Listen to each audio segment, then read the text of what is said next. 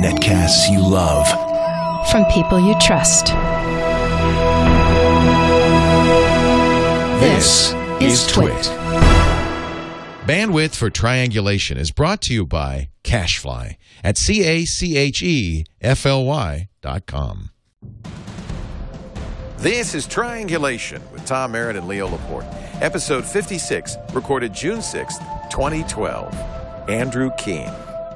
Triangulation is brought to you by Stamps.com. Use Stamps.com to buy and print real U.S. postage the instant you need it, right from your desk.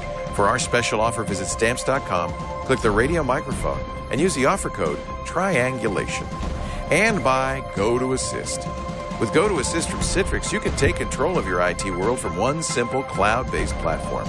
Provide live or unattended support to all your users anywhere. For a free 30-day trial, visit GoToAssist.com and use the promo code Triangulation. It's time for Triangulation, the show where Tom, Merritt, and I look for a fifth leg to the stool. Did you see that? Fifth leg? That's what Tim Cook said, that the Apple TV was not the fifth leg of the stool.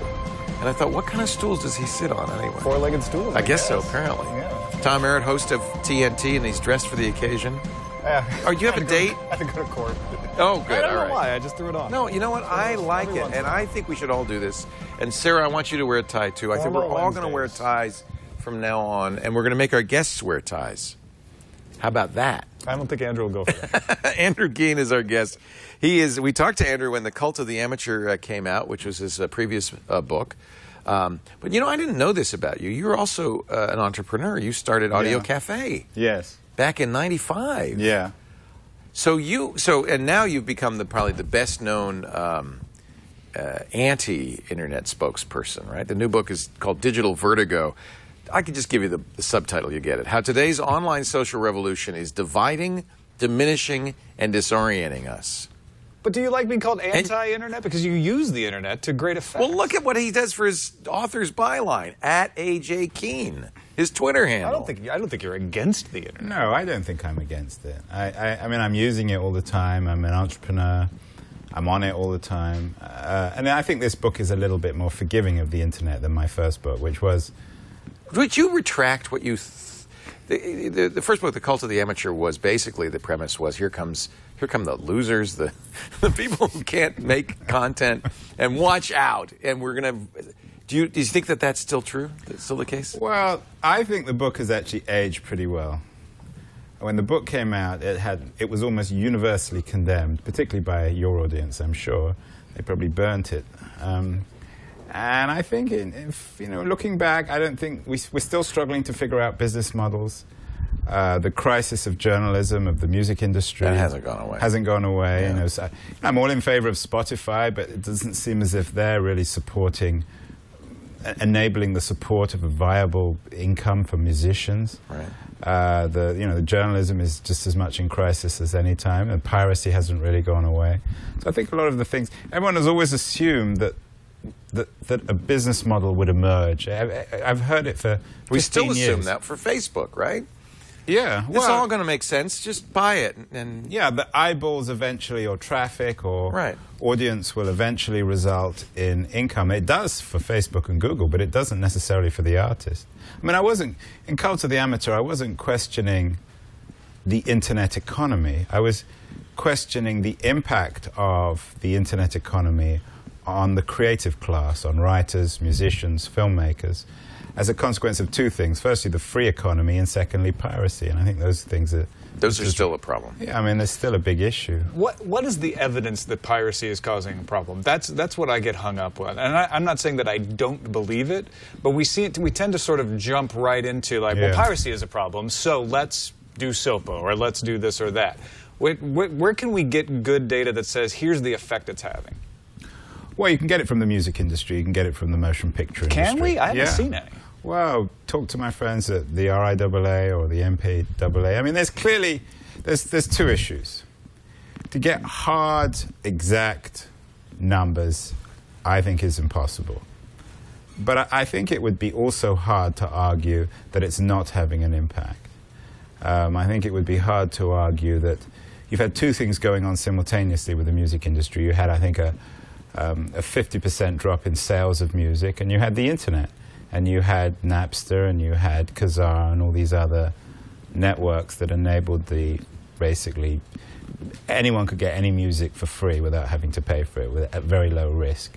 So there's clearly a connection. But on the other hand, the music industry now... You could kind of blame their intransigence. Oh, absolutely, yeah. I mean, look, I'm not going to defend the music or the... I mean, their intransigence, their arrogance. There's clearly, they have a role to play. But I also think the argument that, well, we don't have any direct proof, that we don't have the exact numbers, therefore it's not a problem, is also a bad argument. Well, I think the other side of the argument is, well, it's just common sense. Piracy must cost. And, you know, I mean, I think there are a number of people who've said, well, I can prove that giving away my stuff has actually sold more stuff, and that handled properly, this is, I think, the issue, is handled properly, it's an opportunity. Yeah, I think it works for people who already have brands. I disagree. Jonathan Colton didn't have a brand. He was able to use the internet to create a career. I think Cory Doctorow has shown that. Paul Coelho, but Paul Coelho did not have a brand. Right. The internet gave him a brand. Well, but Cory Doctorow already had a brand. And maybe Cory did. Paul Coelho. Coelho.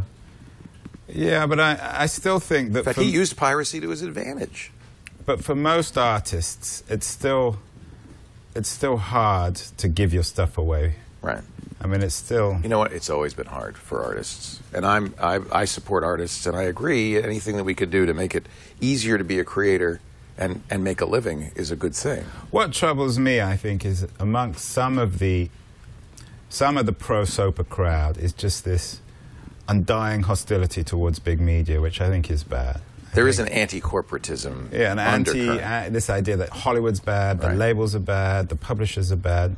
Again, I'm under no illusion that these are perfect organizations or perfect people, but they have enabled, 50 years of high-quality movies and books and music. It doesn't mean that all the music and movies and books that have been produced are high quality, but some of them are.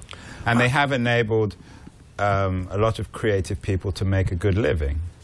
And there doesn't seem to be, it's not as if there's an alternative economy emerging. I think there is, though. I think we're engaged in a great experiment, which may have a downside. It is a great experiment, but I think the great experiment of democratizing media gives many people a voice, and I think there's going to be a... Well, I think you have it. You, for example, are an example a perfect example.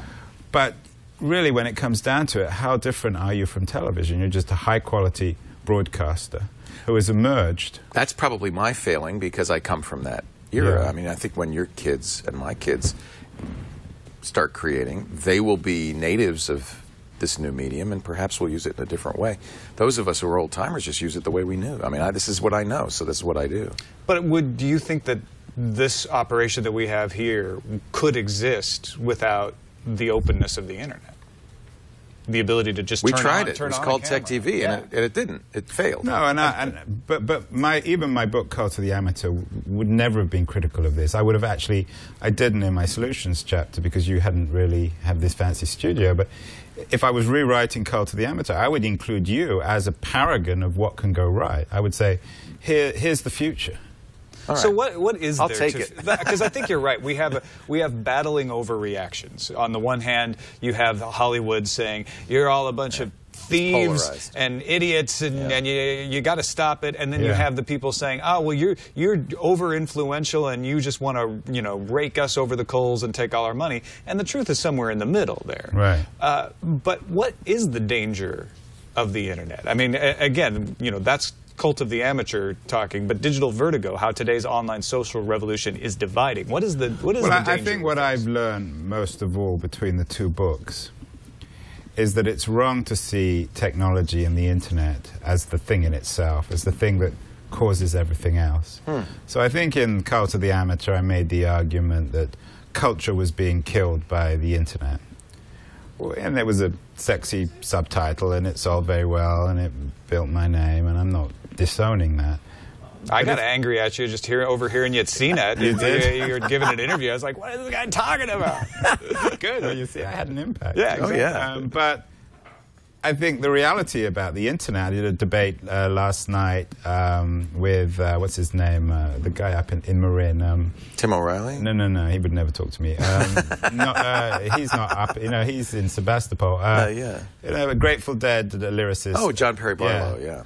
And he and I, oddly enough, are in agreement about a lot of things. And he said, look, the internet is just a mirror. That's right. And I think he's right. So that's why also, it's so interesting, but it's also why we're so sensitive about it. Because when someone like me comes along and criticizes it, a lot of people take it simply as criticism of them. Which I guess in a sense it is. But for the first time, and I think he said it last night, we did an economist debate, we have an opportunity to look at ourselves. It's a mirror. And we're incredibly sensitive, but it's a very accurate, a very honest picture.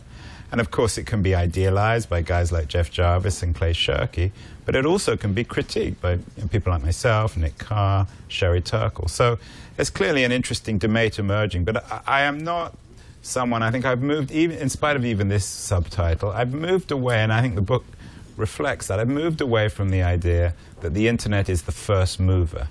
I see technology as much as a consequence, as a cause. And yet, the medium can be the message. And in this case, I think there is a message that the medium brings us. It's not a purely impartial medium. Well, we're not impartial. Yeah. Maybe so, it's just reflecting our... But I am, and I think what ties the two books together is this idea that technology can somehow liberate us, right, and that technology can make us better. Yeah, we're technology idealists here. You are? Yeah, You're not of course. Really. Sure. So do you think that technology can bring out the best in us? Absolutely. It can, yes. But it can also bring out the worst. Yeah, exactly. It does both. You can stab somebody in the neck with a screwdriver, or you can build shelves. And I've always thought technology is agnostic. Yeah. There are some technologies that have clearly positive or negative. MRIs are mostly positive, and nuclear weapons are mostly negative. But I think the internet and the digital technology actually does have a slant towards the beneficial, only because it's a very powerful lever. Now, of course, any lever can be used for good or ill. And this comes from my kind of foundational belief that humans are fundamentally good. So if it's a lever for humanity, it will be... You've been reading too much Rousseau. I think so. I do believe in the perfectibility of man. I think that in the long run, it will be a lever for the best. Yeah. Yeah. And certainly there'll be negatives. But anything that... I'm a believer in democracy. Anything that democratizes, gives people a voice. Yes, there'll be a lot of Nazi propaganda or whatever, negative voices, but they will be drowned out in the long run by the positive voices. That's my belief. But it's purely a belief. I don't think there's any empirical evidence of the perfectibility of man. You just said that publicly. Why don't you repeat that for your audience? You'll become the Antichrist. I want it all. When you talk about that mirror, I think that's exactly what the internet is. It's a tool also, but I think we see humanity in a way we've never had a chance to see it before. Yeah, I agree. And I like what you're saying, actually. I think it's a good point about digital narcissism. Because yes, that's what this book is about. Not everyone is a narcissist, but the internet makes it a lot easier to indulge in that. I love the opening pages of this. You talk about visiting the first true narcissist, Jeremy Bentham, who was a 19th century industrialist who somehow persuaded, where is it, Cambridge? Where is he? University College London. London, to put taxidermy? He's there. His coffin is there in a glass case. You can walk by and you see him. He left it for the benefit of mankind. That was very good of him. And I think it's a very appropriate metaphor for what social media is all about. We are all Jeremy Benthams in our own little... What do you call himself? The icon? Well, he built this thing called the auto-icon. But what's interesting about Bentham is why he's... he forms part of the narrative in Digital Vertigo, is not only did he invent the auto-icon, but he also invented something called the panopticon, right. Which was the all-seeing prison or school, which was used by enlightened despots like Catherine the Great in Russia to control their population. And what I fear, and the architecture of social media as it evolves, is that we're creating a sort of a willing panopticon, what he called an inspection house, a place where we're being seen all the time by everyone. It's different from Bentham's panopticon in the sense there isn't a single person, a big brother in the middle of it. But it is a similar kind of architecture. Bentham described his panopticon as a simple idea of architecture. And I remember reading that and thinking, oh my God, it's identical to what the internet is, which is, of course, also... It's just architecture. Yeah, all it is architecture. Why isn't it more like the village? Because we lacked a lot of privacy in a small village, and that's usually the other side of this. Is like, well, no, the internet's a global village, and we're going back to that lack of privacy. Well, that's the core argument. So I think that's where we make our choice. I agree. I mean, a lot of people have said the internet goes back to the village and that the privacy that we have built over the last 200 years is an aberration. Zuckerberg, it's an accidental privacy. So Zuckerberg talks about the internet being a well-lit Facebook being a well-lit dorm room. Jeff Jarvis in Public Parts talks about, he idealizes Thomas More's utopia as a place where everybody was able to live together. And of course, the village is reappearing. McLuhan talked about the global village. Now, I personally don't want that. I have never lived in a village, and I don't want to live in a village. You like the city, the anonymity of the city. It's ironic. In my first book, I criticized anonymity, and there's only one thing worse than anonymity, and that's the lack of anonymity. But I don't want to live in a city. I mean, if I'm nostalgic for anything, it's the anonymity of the city. So what I fear is that we are literally creating this village. And, you know, Leo, we can go backwards and forwards on whether the internet makes us better or worse people. But I think I don't want to live in a village. It's parochial. It's intolerant. Much, you know, you can read the Scarlet Letter. I mean, if you want to go back into American history. This is the opposite. Doesn't this make us less intolerant because we get to see other people and how other people live and realize that they're just people? And well, that's the core debate. So I could sit here and in my book I talk about the lack of generosity which exists in much of social media. David Weinberger, you, Jeff Jarvis, I think Weinberger actually says that it makes us more generous. Yeah. So your listeners... Look at Kickstarter, look at Kiva. But, you know, you can point to those, and I can point to lots of examples of intolerance, racism, the example of the poor kid who jumped out of his dorm room because he was exposed as being gay. Right. I think the jury is out. I think we could sit here all afternoon and go backwards and forwards on this. I don't think it's clear. I agree. And I think that's the problem with assuming that technology makes us better. Technology just amplifies us. Right. We become human on steroids in a way, but it doesn't make us... I think I have sometimes erred in arguing that technology makes us worse, but I still would not agree that technology makes us better. So how do we learn how to use technology to make us better? And Let's get to the practical in a moment. Yeah, all right. First, we're going to learn how technology helps us do our mail. Our stamps. Our stamps. Our guest is Andrew Keen, AJ Keen on Twitter, at AJ Keen, ajkeen.com. And the newest book, which just came out, I mean, it's literally a couple of weeks old, still smells good. Digital Vertigo, How Today's Online Social Revolution is Dividing, Diminishing, and Disorienting Us. See, there is some value to paper. Kindles, they need a little Kindle spray that you spray on your Kindle that makes it smell like that.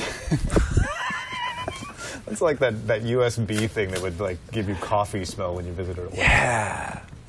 Let me tell you, know, this is one thing Stamps.com has not perfected, is how to get the odor of the post office into your home or office. You don't get the taste of stamps. You don't get that. Well, yeah, you don't even have to lick the stamp. Yeah, you know, that's not such a bad thing. Maybe I shouldn't do this ad. I mean, don't you want to lick stamps?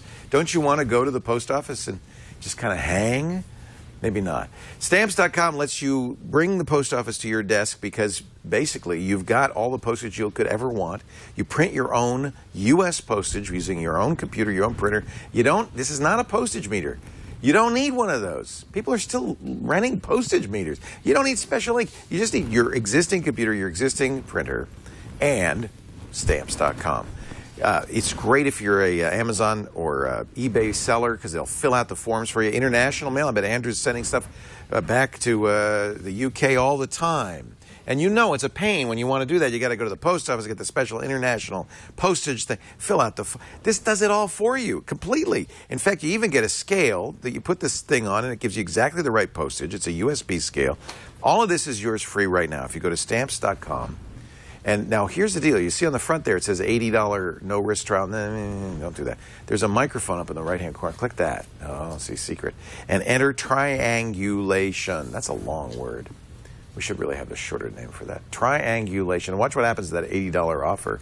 It's now $110. You get $55 in postage coupons. $55 in free postage. You get a digital scale. You just pay the shipping and handling, a $5 supply kit, 4-week trial at no cost to you. This is a really nice deal. I want you to try it because I'll tell you, when you get to the end of that month, you're going to say, this was great. I haven't been to the post office. I haven't had to worry about that. The mail carrier comes and picks up your packages of any size. It's very professional looking, too. You put right on the envelope if you want. You know, if you could still lick the envelope. Sure, yeah. If you need to lick something. I'll talk to Stamps.com, and it'd be interesting if they get like a little spray, a little post office spray. They just a little... You go. Can I interrupt? Yeah.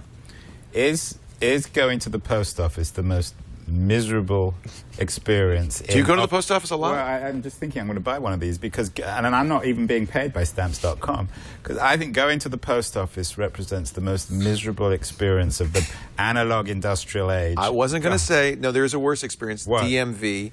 And if we ever get DMV.com, I will give them free ads. But no, it isn't fun. It's now, terrible. They've asked us not to focus on how awful it is, because, frankly, the post office is a little sensitive, but they're closing post offices. Can you find a letterbox anymore, a mailbox? They're gone. They took them out. Did you notice that when that happened? I noticed there was, you cannot go find a corner with the mail. What, you have one? Yeah, there's one right up there. You know what else they've got rid of? I was in London last week. That's an old neighborhood. You know what else they've got rid of, which is sadder, is telephone boxes. Same thing. Yeah. Same thing. But they're not full of urine. Well, where do people pee in London anymore, after all? Policeman's call But box. no, you're lucky, but you know, watch that mailbox like a hawk, because it's going to be gone. First neighborhood I've lived in. It's going to be gone. We had them all over here, and they put one day, there was a sign, and it said, this we're taking it out. Go to the post office. I'm not kidding. And, you know, I think Eichler put it when in they this came will, and got but the it has to be Jews, on my list. I just sat and watched. No, it's probably going That's on. horrible. That's Godwin's Wait, Law no. right there. I've done it again. Stamps.com is now disavowing any knowledge. They came from my blue post office box. They came for the box. Did I say anything? No. Yeah, actually. I was complacent. You were complaining just now. I did. I complained. But, It Jed, didn't but help. on the other hand, Leo, and this comes back to the counter the amateur argument. Yes. Who is going to employ all those people who walk around? I mean, how many people work for Stamps.com? Are you making an argument that Yeah. we should keep this system because it employs people whose only skill is walking around? It's a very noble skill, and it ties No, I love the community mail together. carrier. They're all going to make money. Did you hear what I said? The mail carrier comes and they get the package from you. So they have a job. It's not, there you somebody go. still has to deliver it. It's not like they don't deliver it. I'm not saying get rid of delivery.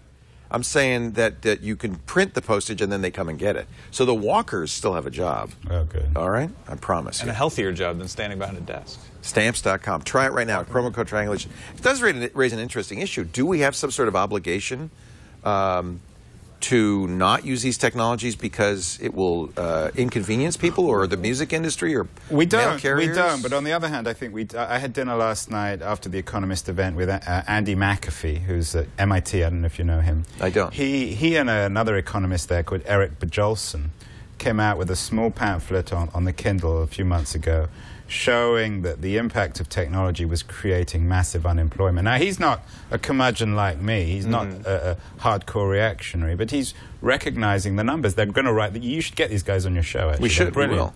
But this is not news. I mean, Jeremy Rifkin wrote The End of Work 20 years ago saying this was going to happen. But what their point is that... Pre-internet. Economists have always assumed that technology will create unemployment, but it will also generate new jobs. Right. The problem today is that where's the evidence? Right. There are no new jobs. You know, look at Facebook. I mean, for a $60, $70 billion company, how many people does it employ? A few thousand, yeah. or boxy. I mean, it's even worse. Well, this is an example. You could argue that it's the recession that's causing the lack of jobs right now. So is the data reliable? Yeah, but where are these new jobs going to be created? I mean, where do we create these jobs? Is it at chip fabs? Is it people working in internet startups? I don't know. Maybe it's people doing things on Kickstarter. I do kind of despair for our children's generation. In fact, one of the things that I have really been promoting is that they be taught entrepreneurialism, that they need to create their own jobs. Oh, absolutely. But you know, our kids are kind of they're not really typical. They're not typical, and I worry about a whole generation of underemployed people. What is unemployment now? 8.73. It's high. In Spain, it's 50% unemployment of kids. But is that because of technology, or is that because of the banking crisis? Well, it's certainly not because of technology only in Spain, but there is a connection, I think, between this sort of the reality of struggling to bring unemployment down in America is also bound up in tech, which is But Andrew, what do? You can't turn back the clock. No, you can't. Cannot put the genie back in the bottle. And we may be going into a sort of break. I mean, Eric and Andy says that robots will be able to generate enough wealth that we'll all be able to live quite well. We're not going to starve. This is the argument in the industrial era. New world where we're on shows like this, or we're watching TV, or what are we doing? It's Wall-E. We're all sitting in. We're all or we're all creating. I mean, some of us better than others. Though. Sure, absolutely, and that's why it's good that we have amateurs, because we're all going to be creators, even if you suck. It doesn't matter because there's plenty of leisure and plenty to go around. And you won't even need to make a living because you're going to be waited on by your robot. Right, the surplus will take care of it. It's the Star Trek Next Generation theory. We eliminate money. We just everything is available. It does kind of come down to, but kind of people's worldview, whether you're an optimist or a pessimist, whether you believe in the perfectibility of man or the innate evil. I mean, does it really come down to that in the end? Are you a negative person, Andrew? I'm very negative. You know me.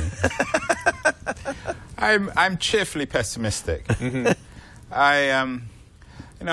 My background really, most of all, even though I've done a lot of different things, is as a historian.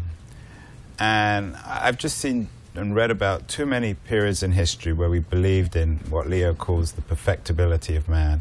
And it's always gone so seriously wrong. Yeah. So I'm a little skeptical of history's on your side. Yeah. Well, yes, we always do get it wrong, but then we end up figuring out why we got it wrong, and we do tend to improve over the long term. There has been progress, hasn't there? I mean, there has been, but in my book, it's quite a historical book. I say, look, it is wonderful that way, by the way. I really enjoy.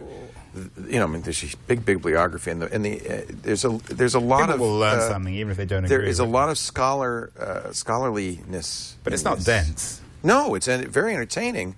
But I love how you bring in things like the Chartist demonstrations of April 1848. But you know, the key sort of argument in the book is that we're going through something which is structurally dramatic, equivalent to the Industrial Revolution. Absolutely. And everything's changing. Everything's up for grabs. All the old assumptions are being broken down. Now, my argument is what I fear most is the challenge to the autonomy and privacy of the individual. But coming back, Tom, to your question about how good or bad can it be, we can look back at the Industrial Revolution and you can make either argument. You could make the argument the Industrial Revolution resulted in communism and fascism and death camps, which it did, but also the Industrial Revolution resulted in the city, in individual rights, in parliamentary democracy. So I think we have to understand the magnitude of the change, that both options they may even coexist. I mean, it's not as if it's either going to be really bad or really good. It's going to be a mixture of the two. But I think we have to understand the magnitude of the change. And that's how, you know, I would agree with people like Jeff Jarvis and Clay Shirky and all the other guys that this is a massive change. This is not cosmetic. This is changing everything. Yeah. I mean, I think my personal theory is that when you're going through some massive change like this, humanity in the past has gone through lots of undulations. Horrible things happen, good things happen. No one has an idea of where it's going to end up, but it does, in the long term, pay off. We have been able to continue to, at least, you know, with exceptions like the fall of the Roman Empire and the Black Death, we've eventually improved. Would you agree with that? I would say it comes down, again, Leo was talking about whether I'm an optimist or a pessimist. It may also come down to our understanding of history. There are two schools of thought in history. One, and it tends to be an American view, that sees history in terms of progress, of this upward ascent of toleration and wealth and freedom, and others who are more cyclical, who don't see history in terms of progress. So that's another age-old debate. What's really great about the internet, actually, is that all these classic conversations about freedom and progress and the perfectibility of man, they've all happened before. And I think one of the purposes of my book is to explain to people, look, in some ways social media is new and the internet's new and all that's new, but the arguments we're having aren't new. They've been done before, and we can actually learn a lot from the past. So I work off the debate between Jeremy Bentham and John Stuart Mill. I'm a big follower of Mill and his book on liberty, which is this major defense of individual autonomy and innovation in the mass age of the Industrial Revolution. And I fear we're in a similar age in terms of the autonomy and privacy of the individual in the social digital age. You say, so what to do? How can we make sure our lives don't become versions of the Scoble show? And we become voyeuristic inmates of a luxury prison, entirely disconnected from our neighbors, yet possessing tens of thousands of friends that we have never and will never meet. How can we guarantee our right to privacy and secrecy? This is a debate that we have all the time here, even in today's age of exhibitionism, so that today's creepy doesn't become tomorrow's necessity. So what even is you guys you've got to be a bit wary. We constantly of Facebook, talk about it. Yes. I don't use Facebook. Oh, you don't? So no. you're a resistor. I mean, I have an account because I want to keep familiar with how it works. So here's another reaction. Yeah. I killed my Facebook account last year, and I brought it back because I can't do this job without Facebook. Yeah. And the truth is, I actually enjoy it now. You do? I do enjoy it. I like the conversation. I like the interaction. You're not bothered about being turned into a product? Well, that'd be kind of hypocritical of me, wouldn't it? Why? I think I am a product. But I'm not a typical person. I think it's okay to be a product if you know what you're being asked. Yeah. And you're willing to say, yes, I will give you this information. I chose a long in exchange. time ago to be a product. Yeah. That's my business. But, and I live in public also. That's, well. But not really. Not really. Nobody lives fully in public. Well, except Scoble. Wow. Even Scoble, I suspect there are science has not yet determined deeper layers there. But do you have a prescription? I mean, do you have? Yeah, I have a chapter in the book. I don't think there's a single magic bullet. I think the first thing is I want everyone to really think about whether they. No, I don't want to pick on Scoble. He's a friend, and I tease him in the book, but it's not He's really... fun to tease. We all love him. He's a lovely guy. Yeah. But we have to think, do we really want to destroy our privacy? Do we want to live in public? Do we want to be these sandwich board men in the digital age where everywhere we go, everyone knows everything about us, where we work, where we cycle to, where we drive, what we listen to, what we're reading, what we have done, what we will do? I think Brandeis and Warren wrote their famous defense of privacy in the 19th century, these two Harvard law school academics, and they said, when everything is known about you, it does away with the core mystery of the formation of personality. And I think that that's what privacy is. It maintains our uniqueness. Are you arguing for the choice? Well, or are you saying don't do it? Well, I'm saying that it's not for me to tell people whether they should or shouldn't be on Facebook or how many hours a day they're on Twitter. But I would like people to think about how far they want to go. And I want to think about the legacy they want to leave to their kids and to next generation. So that's the first thing. I mean, it's a book designed to get people to think about the new world, the new architecture, and I have a high view of it. So I'm putting all the pieces together. It's not just a critique of Facebook, but it's a critique of this Web 3.0, big data, like economy. That's what Reid Hoffman calls it, Web 3. And the book is also built off a debate I did with Reid Hoffman at Oxford about whether social media are the new nation states. So that's the first thing. It's a message to people to think. The second, I think, is we need some legislation. Oh boy, now you're scaring me. Now the libertarians are going to have a stroke. Yeah, you're scaring me. Well, only because government has shown itself completely ham-fisted with regard to technology. But then are you suggesting that government never has a role? I think that I think it's a lack of confidence that they can carry off the role properly. Well, that's the government to get their act together. Maybe in Europe they're a little bit more together. I'm sympathetic, for example, to Vivian Redding's idea of giving people the right to forget. Yeah. Although it's technologically infeasible. Well, is it? Yeah. Infeasible? Yes. I hate to say it, but that's, I mean, that's to me, I think that's an example of a political will that is not reflected by a technological... What about do not track legislation? Oh, well, now we can get in a long debate on that, because I have a strong opinion that that is a red herring.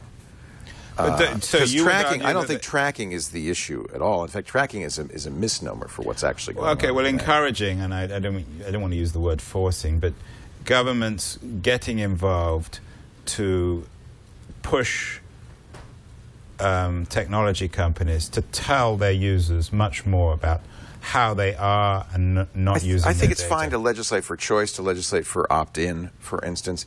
I think the government never stops at that point. What government wants to do is regulate.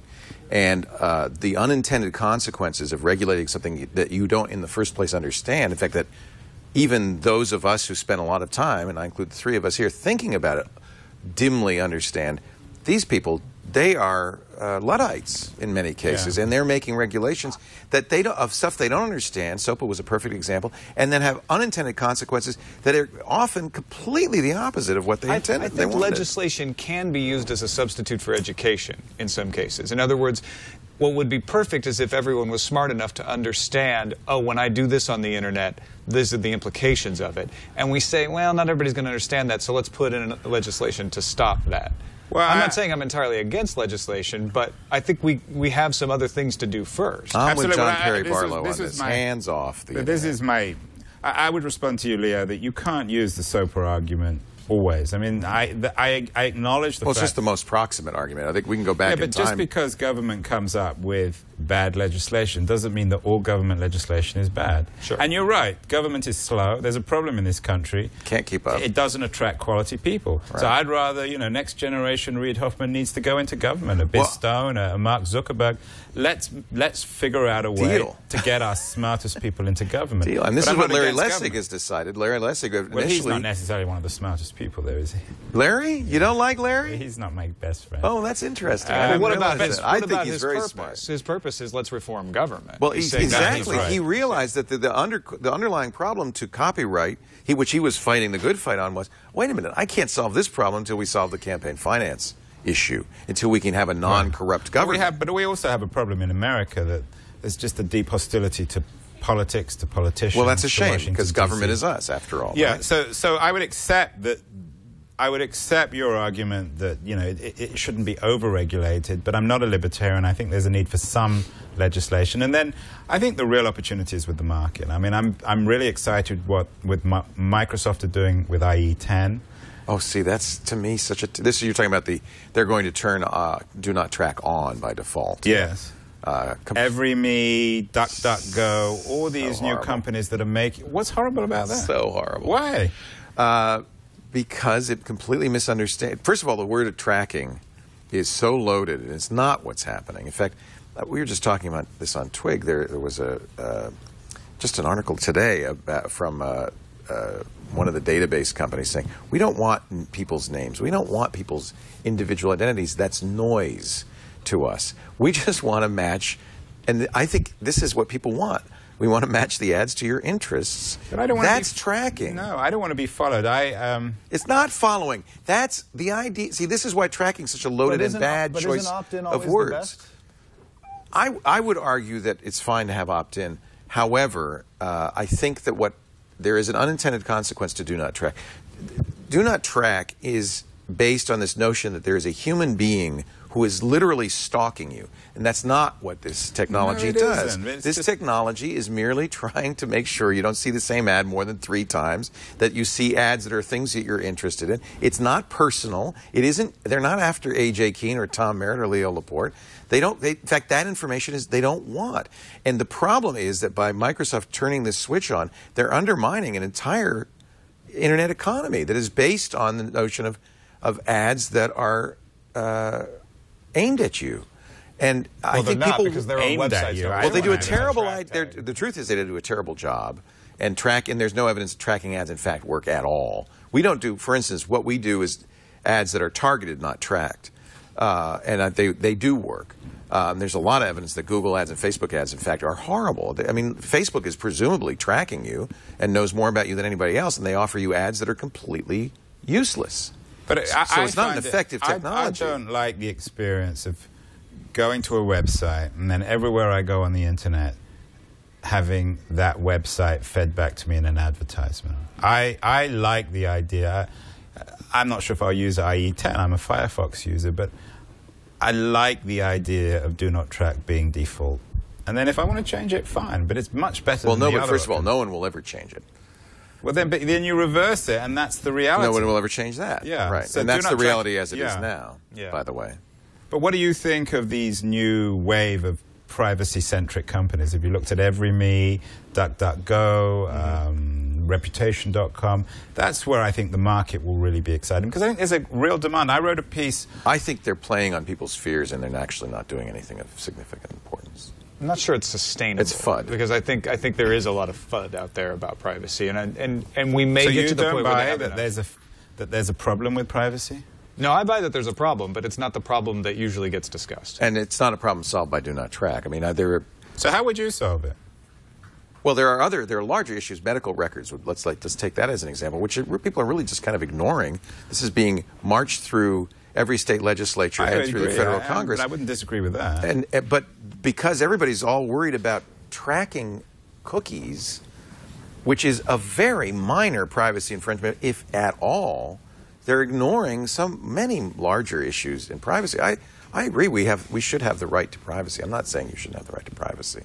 I choose to live more in public than most, but I don't think that that's something I would choose for anybody else. Your kids certainly deserve the right to privacy and are going to grow up in a world where that's going to be a difficult thing to achieve. So we should have tools to make that easy. The problem is not that. It's that do not track has nothing to do with privacy.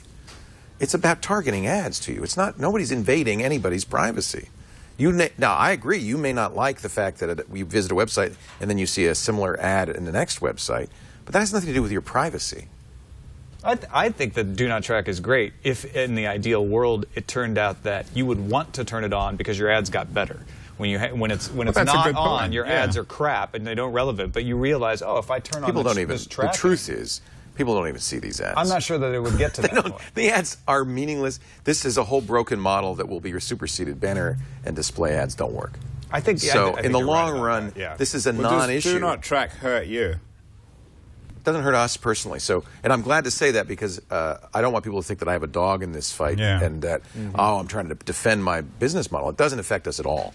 Hear that, Ozzy? But there are a lot of free media businesses it affects deeply. But do you think that there is to some extent in Silicon Valley, a sort of a culture of lawlessness where many of these companies are using every excuse to really spy on people? I mean, we had this But why would they spy on you? I don't think it's limited to Silicon Valley. I think it's the advertising world in general. They're not spying on you. I don't understand what they were spying on. What about the LinkedIn scandal this week about how they're using these apps to read what we have on our computers? Well, again, you had to go install the LinkedIn app and decide to share the calendar. The only problem I had with what LinkedIn did is they didn't make it clear what information was going to be sent to their servers. I mean, there's a very good reason for that information to be sent, to make the app work better. I find something like LinkedIn very creepy in the sense that they know. I've had several lives and lots of different friends from different worlds, different content, different continents, different industries. And LinkedIn have an uncanny ability to recommend relevant friends to me. But isn't that a good thing? No, it's not a good thing. Why is that? I can't help you, Andrew. That's the key there. Bad news. And I think that's why people get so angry at you sometimes. Is they're like, yes, but I want that. I want that to recognize friends and good associates. That's what LinkedIn is for. So why is that a bad thing? You joined LinkedIn. If you didn't join LinkedIn, if you didn't join Facebook, if you didn't surf the internet, maybe you would have to worry about this stuff. I'm not on Facebook anymore. I'm not on LinkedIn anymore, actually. After their breach, I decided I don't want to. I would consider LinkedIn to be a kind of a machine. And I don't want a machine almost knowing more about me than I know about myself. But that can be helpful sometimes. What's the downside to well, that? You're a strict utilitarian. You're only looking in terms of this is really where the problem lies, Andrew, is you have this atavistic vision of technology as a living, breathing creature that is spying on you, and I don't want the site to behave. It's not. And I think this is actually a cultural divide. Is it? Yeah, absolutely. And I think that it's going to be a generational cultural divide. Between... that there are people who... I'm in Santa Rosa. It's not that much of a cultural You've difference. anthropomorphized technology. Santa Rosa and I don't Petaluma. mean culture geographically, and it's probably not even demographically. But I think you guys, if that's true, and I'm not sure if it is, you guys are in a minority. Because I agree. think most people do not are in my camp. Because we're human and we anthropomorphize, and so we've anthropomorphized technology. You even in the language you use, websites following you around, act as if this website is a thing. It isn't. What is it? It's a machine. It's a non-thinking machine. It's algorithms. It's code. But there are human beings behind it who are profiting from it. Well, there are human beings who are trying to make a business model around free media work, and as we are, and I think the truth is that the subculture that doesn't like this is really anti-ad. Period. We just don't want to see advertising. And they say that. I've been accused of that, but I'm not. Do you like movie trailers? Look at the back of the book. Look at the guy right at the end.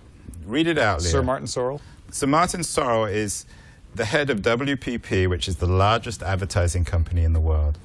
And I met him through Cult of the Amateur. And, this was a book that attacked an advertising-centric economy. Sorrell likes my work because he understands that advertising alone can't support quality media. So I'm not against advertising. Well, what does support quality media? I think you have to start paying for it as well. And I think that's something that... That's interesting. I think that's something that touches on... We're trying to do the opposite because it's been my experience But I'm nobody not against what you're doing. I think what you're doing is very credible. It's the TV model. I would far prefer not to have any ads and have a direct relationship with our viewers and have them pay for what they want. Well, why aren't they paying? Maybe we can because it doesn't work. We tried it. For the first 2 years, we tried it, and it was insufficient.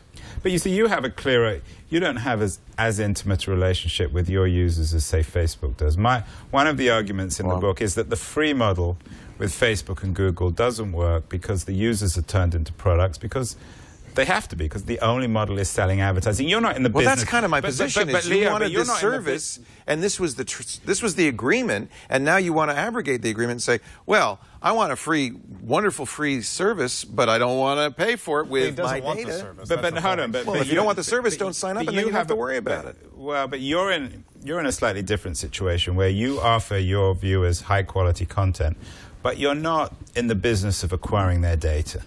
No.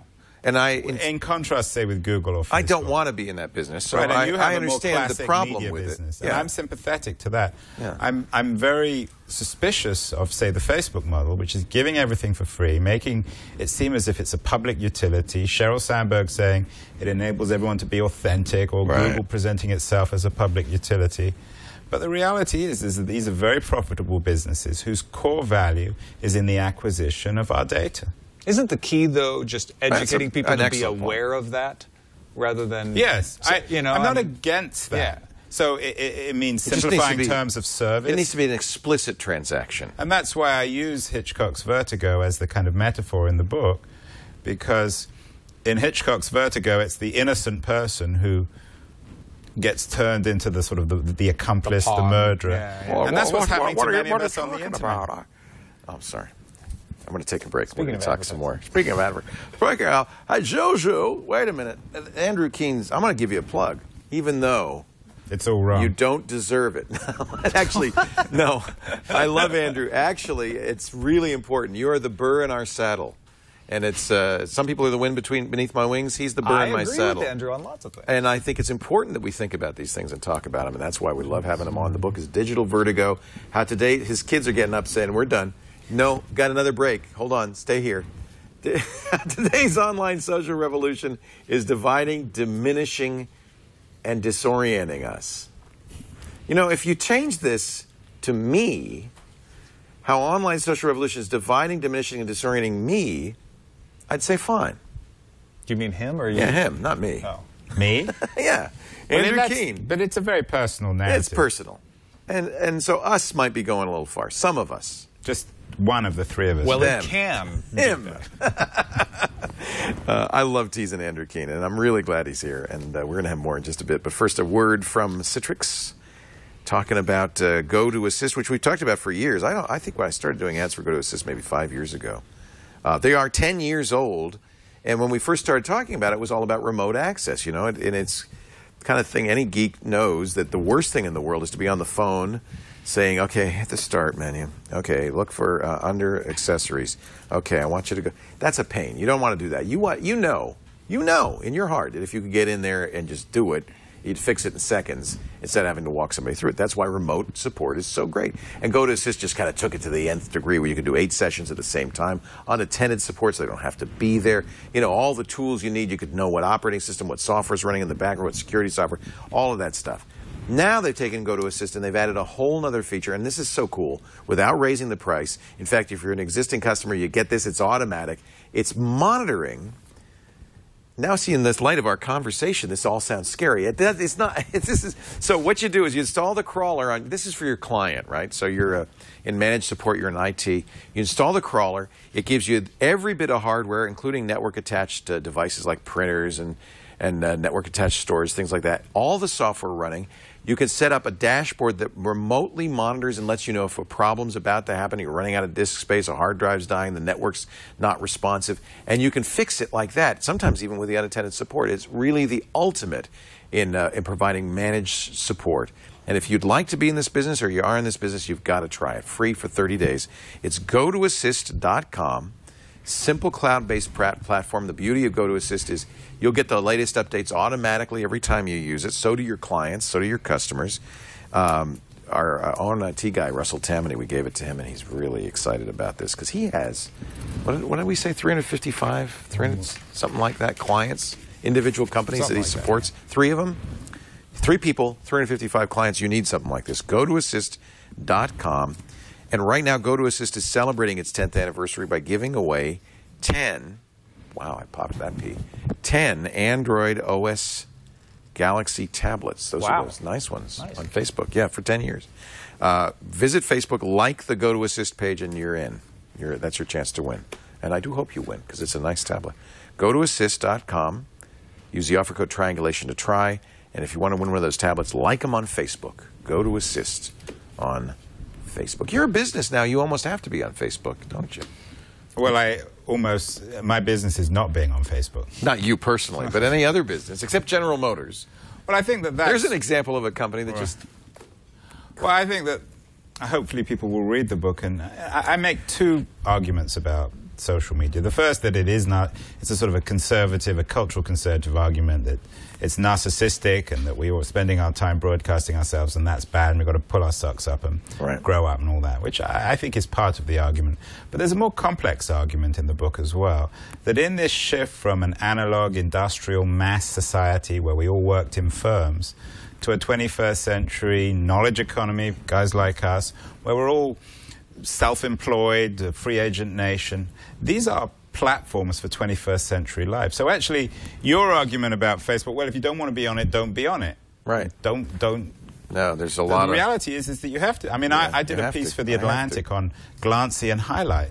To get onto Glancy and Highlight, you've got to be on Facebook. Mm-hmm. Right. And it's increasingly becoming the front door to the internet. So that's something I want to fight, by the way. I think that's appalling. What? That it's the front door to the internet. That's not what we want. Right. We want a free and open internet where you have choices. Yeah, and but I think so. But social media, this knitting together of all these thousands of new socially connected networks, Facebook is becoming a default front door, which is why they had that ridiculous valuation. Yeah, it's not a good thing. And I think what happens, though, is we find out that those things are unsustainable. Monoculture is a bad thing anywhere. And I think the same thing could happen to Facebook that happened to AOL. Everybody thought AOL was going to take over the internet. That was a horrible thing. Thank God it and failed. The internet was going to, should fight back against AOL's version of the internet. And it turned out that once people realized, hey, wait a minute, there's some disadvantages to this, AOL faltered. It didn't take over the internet. And I think that could happen to Facebook as well, where people start to realize, wait a minute, I don't like being locked into this universe. But it's not only just being locked into the universe, it's being on the network. It's doing your business, it's advertising yourself.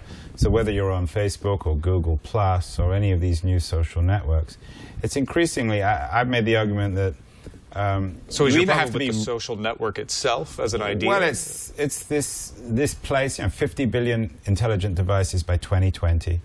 More and more, I mean, maybe in 20 years, everyone's going to be on this network. And we're all going to be doing our business. It is the real global village. And I'm not saying we should dismantle it. I'm not saying we shouldn't be on it. But I am saying that we have no choice. And if we're going to make it, and Leo might have a stroke when I use this word, if we are going to make it human, or at least replicate what we want as human beings, it needs to learn how to forget. I know you don't like that idea. It's not that I don't like it. I think it's fine. Well, we need to try to figure out ways that it can do a better job forgetting than it currently does. You can't even get forgotten on Facebook. So you withdraw from Facebook, and every single person that ever posted a picture of you, those pictures are all going to live. The internet never forgets anything unless you wanted to keep it.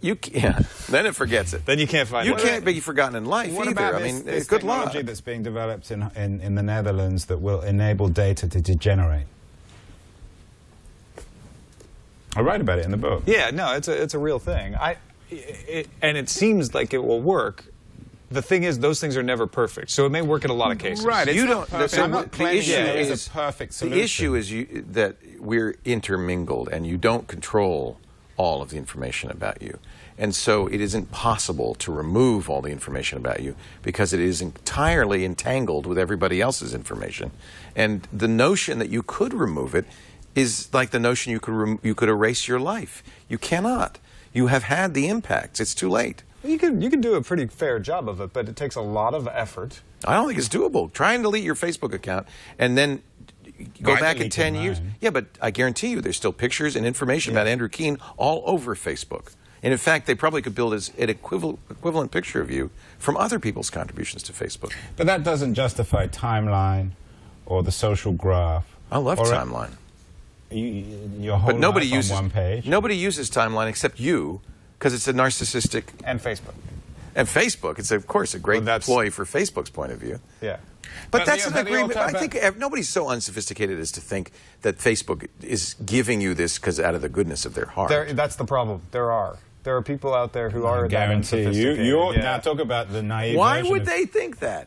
Do you think that, chat room? Do you think that Facebook just loves you and they just gave you Timeline because you're so nice? Well, what about you deserve Google? it? I mean, people think that Google's a public service. Do no evil, right?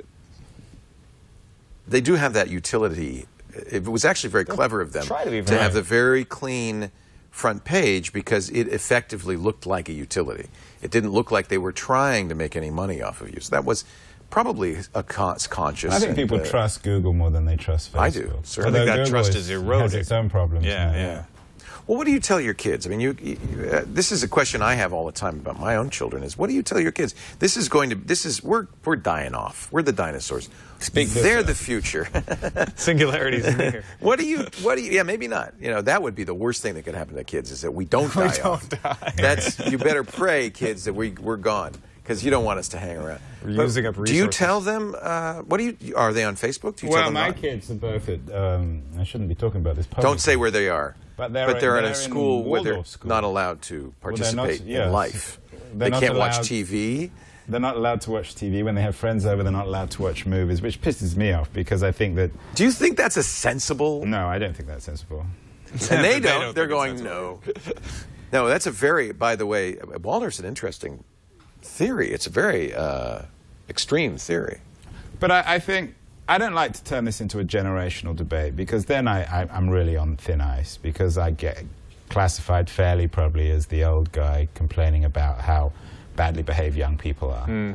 I think it goes I don't think beyond of it the that way. generational issue. Yeah, I do, too. I mean, there was an interesting piece on CNN about, from a couple of psychologists which showed that kids are growing up thinking that there's no private life because their parents are posting these photos of themselves all over. And I think, one of the things that really I didn't like about Facebook is I used to go on and find people who I actually liked and respected posting all these intimate details, photos of their infants. Yeah. But what happens is we change what shocks us. Exactly. So it's there a are cultural things that we shift. thought this should be private. I think we used to think it wasn't okay to come out as homosexual. Isn't that big of a deal? But I think we're also learning there are things that should still be private. I think we're redefining. I think we have to be very careful relativizing it by saying, well, every generation has norms, and so nothing's absolute. You disagree? I mean, my book argues that there is something absolute, which is the inner life of the self. I think that's interesting, and that needs to happen in private, you think?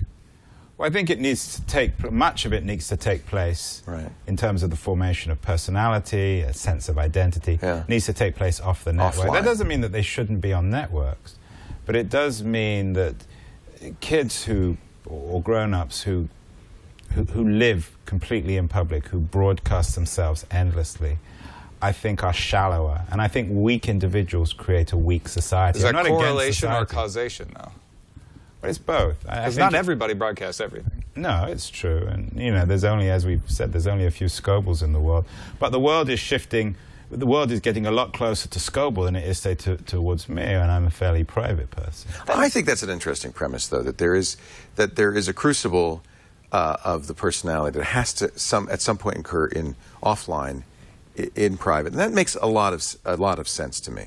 I don't think necessarily being, I mean, as you aptly pointed out, I live in public, except of course I don't. But you don't really. You're Nobody closer to me than being like Scoble, I think. I don't know much about you. Oh, you don't search the internet much. The question is, Scoble's very noisy about his how much sharing. room It's do hard you to need for miss that it. crucible, right? How much privacy? That's right. I think that's really where you don't need 100%. No, you don't need 100%. That's a calibration issue. But you need more than 1%. Yeah. And at the moment, the scales are shifting dramatically towards the public. But that's a personal choice. You don't have to do that. Well, everything's a personal choice. This might be an argument. I don't like that argument. Why not? Because I'm not sure if people are always smart or responsible enough to know what's best for them, and that sometimes... Do you think they could be, though? Well, I think if we create a culture, a default culture of publicness, where people just grow up with the assumption that they should tell the world everything about themselves, the vast majority of people will just do that. And I don't think that's for the benefit of us as a species, or for us as individuals. I don't think it makes us happier. I don't think it adds to a more meaningful or richer life. I think my argument is that the internet is a new tool that none of us know exactly how to use yet. We're learning it all the time. I agree. And we'll figure that out. But I think it's also appropriate to be cautionary, but that's too. a libertarian. You say, well, it's a new thing. We don't know what it's, so let's just back. Let it go. And I think I'm not saying stand back, actually. I'm saying we need to dive in and figure it out. Yeah, I think the cautionary note is highly appropriate. But don't you think it's fair that, when I wrote my first book, as you know, Leo, it got absolutely trashed by everyone, probably in some ways fairly. Don't say that. Not so, I think. Well, but it was a defense of, anyway. But this book has had a completely different response. I mean, I did a speech in Belgrade 3 weeks ago to hardcore internet activists. And, in my first book, I'd have made a similar speech. I would have been booed off stage. I would have been attacked. But they loved it. I think there's a shift culturally. I agree. I think there's more and more suspicion of large media companies. Yep. Google has lost its sheen. I agree. Facebook is very unpopular with most people. And I think that you've seen more and more, Eli Parisa's book, Nick Carr's book, Sherry Turkle. We all started as believers in this thing. I mean, eventually, Leo, you're going to write a book like Sharon this. Lanier. Yeah. You are not a gadget. Yeah. And aren't many of you left who believe in it? Well, I believe. The thing about Jaron that I find interesting is, and like you have said today, is none of this stuff is bad. We just need to notice that there are bad things about it and avoid No, those he thinks things. it's bad. Who, Jerome? You. No. Oh, no. There is one area, and you probably touched on this in the Cult of the Amateur, where I kind of worry about artists who in the past have been able to learn their art and create privately until they reached a certain maturity and then went public. And now everybody's posting every video from day one, and we're all growing as artists in public. And I wonder, that's interesting. I wonder what the consequence of that is. I mean, I think that's very different. Well, I think in a positive way, I think the creative artists are going to be much more intimate with their audience. I think one of the great achievements of the internet is to break down this artificial boundary between the artist and the audience. I mean, I love the fact that I can go on Twitter and I get all my readers, and they say, and they criticize, they like it. It gives me real immediate access, which is fantastic. It's been a revelation to us. But I don't want to. I'm not a sort of a Jay Rosen type who thinks that after a while the internet does away with the distinction between artist and audience, because I think there are always going to be artists who are able to create interesting works, and there are always going to be audiences whose main business is in the consumption of those works. And I don't think that this sort of confusion or conflation of the two is good for either artists or audience. No, I don't think it's an artist and an audience if you do away with the distinction. It's Leo's thinking about that one. Yeah, I have to think about that, because I am fundamentally for the democratization of but you're an creativity. Artist. No, and I don't think I should. Laporte? But why should I say, well, you can't? No, see, remember, part of my bias comes from the fact... I'm not saying that. I'm not saying you can't. I'm just making the observation that there's only one Leo Laporte. Yeah, and there's only one everybody, right? Everybody has a unique point of view. But how many people could have achieved this? You've built up a remarkable business, a self-prod. You're the only guy in the world. Everybody should have the opportunity to do that. No one said. I never said otherwise. I'm simply stating a fact. But there were people who believed that everyone could do it. I have to point out. No. And so there is a difference, and I understand now where the confusion comes from. Because in the past, it didn't even matter if you could do it, because there was a concentration of capital that was required to do this. And so the fundamentally democratizing force of the internet and digital technology means that there are many more who have the ability and the wherewithal, but lacked the capital, lacked the ability to do it because, for purely financial reasons, who can now do it. And, you know, I have to say, there's things on YouTube like Annoying Orange, which your kids probably adore, but which I find completely reprehensible. Do you know Annoying Orange? Oh, yeah. They know Annoying Orange. It's okay. They're too old for it now. But when they were 8 or 9, it was the funniest thing ever, right? And that would not have existed in the past because the gatekeepers were all adults. And there is no gatekeeper anymore. And so I think what's happening is that you're seeing media created for people who were both as consumers and creators disenfranchised. And I'm not saying everybody has to be an artist. I disagree with, if that's what Jay's saying, I disagree. But I do think that the opportunity, everybody should have that opportunity. The gatekeepers are gone, and that is a very positive, beneficial effect. And you're right, some people have voices who say horrendous things. But that's a side effect of... And some people just won't be very good. Yeah, and some people won't be very good, but I don't think that's necessarily a bad thing. Anyway, we're out of time. But Andrew, I love we need this voice. I think that we need somebody to stand up and say, hey, wait a minute. Because I anyway, and I think many like me, are just kind of inexorably on the march towards the future. And maybe somebody should just stand up and say, is this really where you're going? I think of those young boys in World War I who just marched off saying, well, we'll be back. We'll be back soon. And somebody should have stood up and said, hey, wait a minute. Maybe this isn't such a good idea. The book, if it is actually, I really like this. It is really good. And even if you read Cult of the Amateur and were infuriated by it, you may still be infuriated, but I don't think you can disagree with the broad range and depth of the discussion and the arguments, and it's really enjoyable to read. Is it on audiobook? It's Audible. Me, and I read it. Oh, great. So you have my wonderful voice. Awesome. Fantastic. Andrew Keen, ajkeen.com. The book is called Digital Vertigo, How Today's Online Social Revolution is Dividing, Diminishing, and Disorienting Us. Did you write the subtitle, or did your publisher do that? My publisher. Yeah, see, they're trying to they're dividing us. They're trying to divide us. But Digital Vertigo was my idea. I love that. Disorient. And I think that's accurate. And the cover is beautiful. I think if there's an argument in favor of the physical book. And an ad. But it's funny, isn't it? I think it's hysterical. It's really good. Andrew, thank you so much for joining us. Well, thank you. Appreciate your time. And we will have you back. I'd love to, we were talking before the show about maybe having you be our anti-editor, the guy who comes in and says, hey, Knock it off. Another danger, though, of that is that after a while we're going to start to agree. I know we are. I know we are. But who's going to move more in whose direction is the only question. Hey, it's brain food. That's what they said this show is. Houston just said this is brain food. This is your daily or weekly dose of brain food. Tom Merritt is back tomorrow with TNT Tech News Today, 3 p.m. Pacific, 6 p.m. Eastern Time, 2200 UTC, every Monday through Friday for your daily dose of tech news. I'll be back tomorrow with Windows Weekly and iPad Today. And lots of Windows stuff to talk about. And before you buy. Yeah, there's a lot of Windows news. Do join us each and every week, though, for this show. We do it on Wednesdays at 4 p.m. Pacific. We always have really good people. Do we know who's next week? Jeremy... Somebody... Bentham. Jeremy Bentham. Jeremy Bentham. He's just going to stand there quietly, and we'll throw things at him. Actually, Rob Reed, our guest last week... Pardon me? Jeremy from Kaggle. Oh, good. That'll be fun. I met him last night. Yeah. Our guest last week, Rob Reed's, got a teaser up for his new book. For Year Zero? Yeah. Excellent. So read Rob Reed, ReadRobReid.com if you want to see the new teaser. Apparently it's really good. I haven't seen it yet. He just sent me an email. Thank you all for joining us, and we'll see you next week on Triangulation.